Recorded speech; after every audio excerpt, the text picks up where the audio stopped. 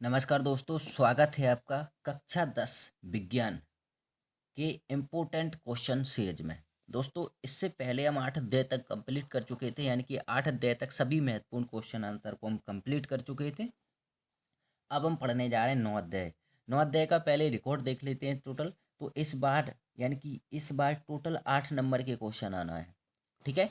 यानी कि 8 नंबर का इस अध्याय में से पूछा जाना है। और अगर पिछले की बात की जाए तो पिछला 1 नंबर की 4 रोटियाँ आई थी आपसे और 2 नंबर के 2 क्वेश्चन, यानी कि पिछली बार भी इसमें से 8 नंबर का आया था, ठीक है। तो इस बार नंबर चेंज तो नहीं हुई है, तो प्रश्न भी लगभग हम उम्मीद करते हैं कि उसी प्रकार से पूछे जाएंगे जिस बार पिछली तरीके से पूछे गए थे, ठीक है। तो चलिए बिना देर के हम इसके इम्पोर्टेंट क्वेश्चन देखते हैं, ठीक है। चलिए, इसका पहला क्वेश्चन है, आवर्धन किसे कहते हैं। आवर्धन किसी प्रकाशिक युक्ति द्वारा उत्पन्न आवर्धन वह अपेक्षिक विस्तार है जिसमें ज्ञात होता है कि उस व्यक्ति द्वारा चुना बना प्रतिबिंब बिंब की अपेक्षा कितना गुणा आवर्धित अर्थात आवर्धन m बराबर प्रतिबिंब की ऊंचाई h बटे बिंब की ऊंचाई h। ओके, ये h डैश है, सॉरी, ठीक है। एक क्वेश्चन जो हो गया। अगला क्वेश्चन है, लेंस की क्षमता से आप क्या समझते हैं, ठीक है। इसका मात्रक क्या है, 2020 में पूछा गया है। तो लेंस की क्षमता, किसी लेंस द्वारा प्रकाश किरणों का अभिसरण या अपसरण करने की मात्रा को उस लेंस की क्षमता के रूप में व्यक्त किया जाता है। संख्यात्मक रूप से लेंस की मीटर में व्यक्त फोकस, ठीक है, दूरी को का व्युत्क्रम उस लेंस की क्षमता कहलाती है। अर्थात लेंस की क्षमता P बराबर होता है 1 बटे फोकस दूरी f मीटर में। और लेंस की क्षमता का मात्रक, इसका मात्रक डायोप्टर डी होता है। ओके, चलिए अगला क्वेश्चन है, 2 मीटर फोकस दूरी वाले अवतल लेंस की क्षमता ज्ञात कीजिए। दोस्तों, इन क्वेश्चनों को आपको छोड़ना नहीं है, ध्यान रखना, बहुत ही इंपॉर्टेंट क्वेश्चन है और इनमें से क्वेश्चन बाहर नहीं जाएगा, ये मैं गारंटी लेता हूँ। आप एक बार इनको अच्छे से कर लीजिए, एक बार विश्वास रखिए, इनको अच्छे से याद कर लीजिए, बस इनसे बाहर आपका क्वेश्चन नहीं जाएगा। तो देखिए, दिया है अवतल लेंस की फोकस दूरी, यानी कि दूरी आपको कितनी दी है, 2 मीटर, ठीक है। क्योंकि अवतल लेंस की फोकस दूरी ऋणात्मक होती है, इसलिए इसमें माइनस लगा हुआ है। और चूंकि P बराबर क्या होता है, 1/f दूरी में होता है, तो 1 यानी कि 1/-2, यानी कि क्या हो जाएगा, -0.5 डायोप्टर। ओके, अवतल लेंस की अभिष्ट क्षमता कितनी होगी, 0.5 डायोप्टर। अगला क्वेश्चन देखते हैं, ठीक है। चलिए, अवतल दर्पण के मुख्य फोकस दूरी की परिभाषा लिखिए। तो अवतल दर्पण की मुख्य अक्ष के समांतर आने वाली प्रकाश की किरणें अवतल दर्पण से परावर्तन के पश्चात जिस बिंदु से होकर जाती हैं उस बिंदु को अवतल दर्पण की मुख्य फोकस कहते हैं, ठीक है। इसे अक्षर F से व्यक्त किया करते हैं। ओके, चलिए अगला देखें। अगला क्वेश्चन है, हम बायनों में उत्तल दर्पण को पार्श्व दृश्य दर्पण के रूप में वरीयता क्यों देते हैं। तो देख लीजिए, ये इसका आंसर है। चलिए दोस्तों, मैं आपको आंसर पढ़ के नहीं बता रहा हूँ। क्यों नहीं बता रहा हूँ, क्योंकि वक्त ज़्यादा लगेगा, मुझे आपको क्वेश्चन कंप्लीट कराना है। आप आंसर कहीं से भी कर सकते हैं, इसमें से कर सकते हैं, कहीं और से भी कर सकते हैं। एक क्वेश्चन ये हो गया। अगला क्वेश्चन देखें, ठीक है। अगला सबसे महत्वपूर्ण क्वेश्चन है, गोलीय दर्पण के वक्रता केंद्र की परिभाषा लिखिए। 2019 में भी पूछा गया है जी, इस बार भी पूछा जा सकता है। 2 नंबर के पूछना है तो ये क्वेश्चन इसमें से आएंगे। नेक्स्ट क्वेश्चन है, गोलीय दर्पण की फोकस दूरी को परिभाषित कीजिए। इनके सारे के आंसर लिखे हैं, आप स्क्रीनशॉट ले सकते हैं।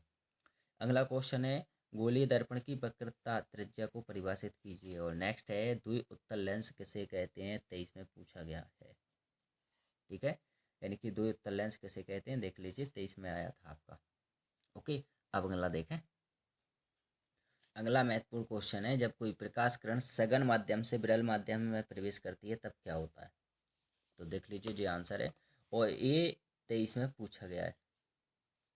अगला है, एक आपतित किरण समतल दर्पण पर 30 डिग्री का आपतन कोण बनाती है तो परावर्तन कोण कितना होगा, ये भी 23 में पूछा गया है। और अवतल दर्पण देख लीजिए, ये भी है। अवतल दर्पण के कोई 2 अनुप्रयोग लिखिए, 2023। इसका आंसर मैं आपको बता दे रहा हूँ। अवतल दर्पण के 2 उपयोग ये लिखे हैं आपके, ठीक है, ये लिखे हैं। आप स्क्रीनशॉट ले सकते हैं, 4 हैं, आपको 2 करना है, कर सकते हो। अगला क्वेश्चन है आपका, अवतल दर्पण के कोई दो प्रयोग लिखिए, उपयोग लिखिए। ठीक है, तो इसका भी आंसर यही दे रखा है, देख लीजिए यहाँ। ठीक है, और ये भी 2000 बहुत मोस्ट है, ध्यान रखना। देखो 2022 में कोई पूछा गया है। अब क्वेश्चन है, उस उत्तल दर्पण की फोकस दूरी ज्ञात कीजिए जिसकी वक्रता त्रिज्या 22 सेंटीमीटर है। तो अपन को वही वाला क्वेश्चन सूत्र लगाना जो मैं अभी करवा चुका हूँ पहले। अगला क्वेश्चन है, अभिसारी लेंस किसे कहते हैं? 2022 में पूछा भी गया है, इस बार भी पूछने की पूरी पूरी संभावना है। तो आपको बहुत अच्छे से इसको कर लेना है। ओके, इस अध्याय का लास्ट क्वेश्चन है, परावर्तन के नियम लिखिए। परावर्तन के नियम लिखिए। 1922 में पूछा गया है, इस बार भी पूछा जा सकता है नियम। तो आपतन कोण परावर्तन कोण के बराबर होता है। आपतित किरण पर दर्पण के आपतन बिंदु पर अभिलंब एवं परावर्तित किरण सभी एक ही तल में होते हैं। और जो इसका चित्र भी पूछा जा सकता है, आप बनाकर आ सकते हैं। अब अगला हम चलते हैं 10 अध्याय पर। हमारा आया 10 अध्याय। 10 अध्याय का रिकॉर्ड देखते हैं तो अभी टोटल 5 नंबर का आना है।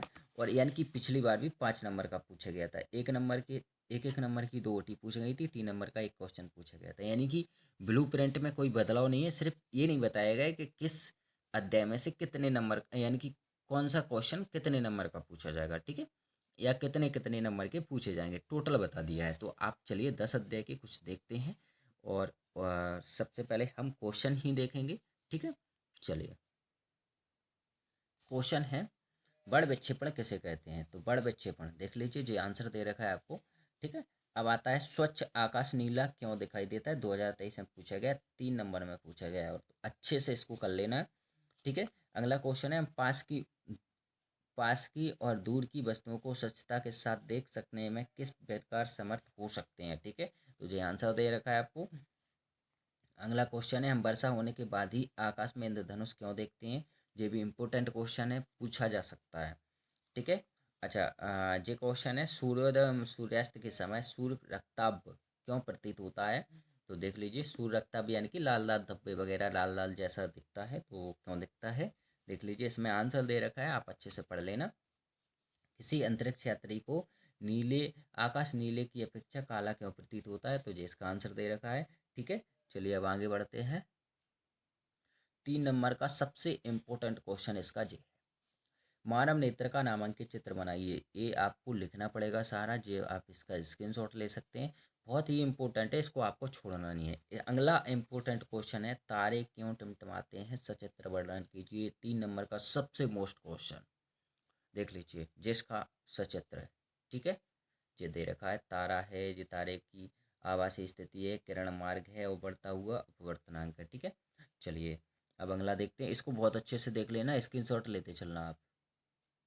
और इस अध्याय का एक और इम्पोर्टेंट क्वेश्चन है, आज के प्रिज्म द्वारा श्वेत प्रकाश के विक्षेपण चित्र बनाइए।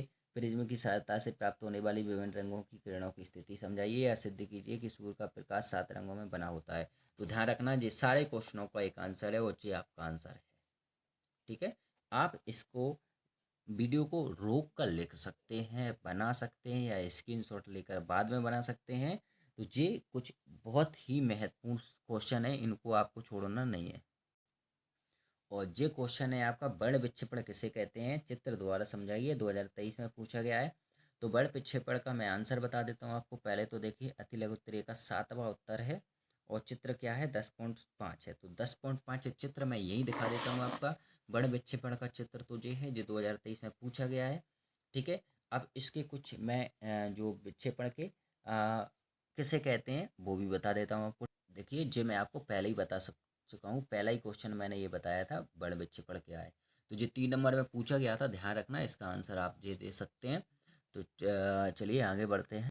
और इस अध्याय का नेक्स्ट क्वेश्चन है आपका, निकट दृष्टि दोष किसे कहते हैं? इसका कारण दीजिए, चित्र देते हुए समझाइए कि इसका निवारण कैसे किया जा सकता है। जी आपका आंसर दे रखा है। ठीक है, ये कारण है आपके, अगर कारण पूछ लिए जाते तो जी कारण निकट दृष्टि दोष का जे दे रखा है। तो इसके चित्र अगर पूछे जाएँ तो चित्र आपके जे हैं। ठीक लीजिए।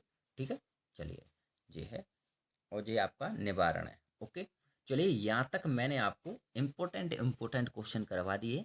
यहाँ तक अगर वीडियो अच्छी लगी है तो लाइक कर दीजिए, चैनल को सब्सक्राइब कर दीजिए और अपने दोस्तों को शेयर भी कर दीजिए। और अभी तक बने रहने के लिए धन्यवाद।